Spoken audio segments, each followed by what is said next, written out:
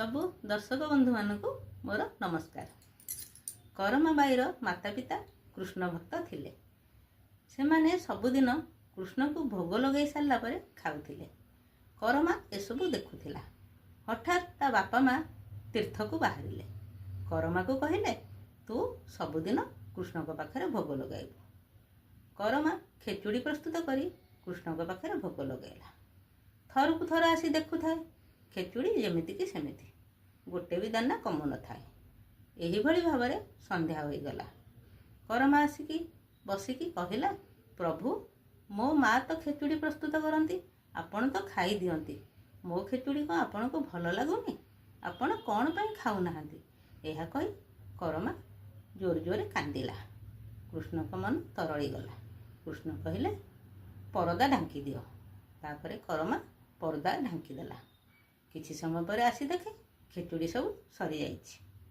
प्रतिदिन करमा अधिका गुड़ आ घी मिसाई खेचुड़ी प्रस्तुत करी कृष्ण को दउथिला। तार बापा माँ तीर्थरु फेरी आसिले। से देखिले किछि गुड़ कि घी आउ नाही। ताकर माँ पचारिले करमा एते गुड़ घी थिला कौन हैला। करमा कहिला प्रथम दिन कृष्ण डेरी रे आसिकी खाइले। मु सेथिपाई प्रतिदिन अधिका गुड़ आ घी पकाई खेचुड़ी करुथिली कृष्ण को खाइबा को दउथिली।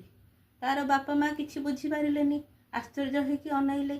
ता पर दिन करमा खेचुड़ी करी प्रभु को पाखरे भोग लगेला आउ पर्दा भी ढांकी देला। किछि समय पर देखिला बेलू खेचुड़ी सब सरी जाइछि। ता बापा माँकर आनंदर सीमा रहिलानी। सेमाने बहुत खुशी होइगले। समय अनुसार सेमाने बुढ़ा बुढ़ी होइगले एवं शेष निश्वास मध्य त्याग कले। करमा पुरी आसिला। पुरी रे खेचुड़ी प्रस्तुत करे। जगन्नाथ सबुदिन आसी खेचुड़ी खाती।